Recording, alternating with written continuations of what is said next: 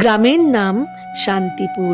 সেই গ্রামের এক প্রান্তে একটি কুঁড়েঘরে বাস করত রাধিকা। অল্প বয়সেই সে বিধবা। সম্বল বলতে ছিল শুধু একটি গাই গরু আর ঈশ্বর সাধনা। শিবরাত্রি এসে গেছে, তাই গ্রাম জুড়ে সাজো সাজো রব।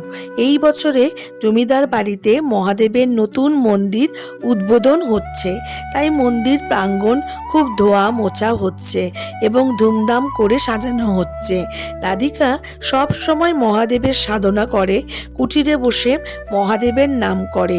শিবরাত্রির দিন রাধিকা উপবাস করে বসে রইল। সন্ধেবেলায় নদীতে স্নান করে সাধ্যমতো ফল, বেলপাতা, গঙ্গার জল ঘটিতে নিয়ে জমিদার বাড়ির মন্দিরে মহাদেবের কাছে গেল। তখন মন্দিরে উপচে পড়া ভিড়। বড় বড় থালায় ফল মিষ্টি সাজিয়ে সব ধনী পরিবারের মহিলারা লাইন দিয়ে দাঁড়িয়ে আছে। সাধারণ হালকা সাদা শাড়িতে রাধিকাকে খুব সুন্দর দেখাচ্ছিল, কিন্তু জমিদার গিন্নি এসে রাধিকাকে বলল, তুমি চলে যাও, এখানে তুমি পুজো দিতে পারবে না। রাধিকা চুপ করে রইল। প্রহরীরা রাধিকাকে বের করে দিল মন্দির ও জমিদার বাড়ি থেকে। রাধিকা সেখান থেকে বেরিয়ে বহুদিনের পুরনো এক অশ্বত্থ গাছের নিচে থাকা ভাঙা এক শিবলিঙ্গের সামনে গিয়ে বসলো।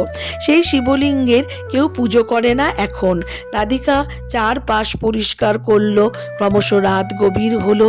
তারপর শুরু হলো পুজো। ওং নমঃ শিবায় মন্ত্র চারিদিকে ধ্বনিত হতে লাগলো। বুনো ফুল, বেলপাতা, গঙ্গার জল, কাঁচা দুধ বাবা মহাদেবকে অর্পণ করে রাধিকা প্রদীপ জ্বালিয়ে দিল। চতুর্দিকে ঘণ্টার ধ্বনি শুনতে পাওয়া গেল।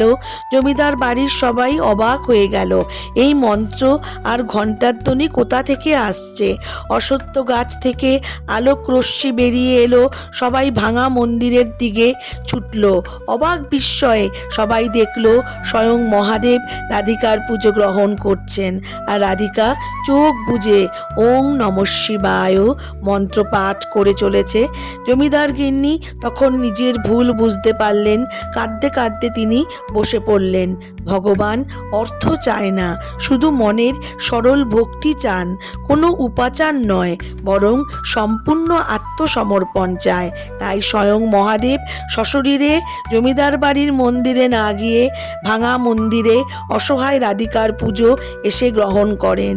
আগত শিবরাত্রিতে অবশ্যই সবাই মহাদেবের পুজো করবেন। শিবরাত্রি সবার ভালো কাটুক।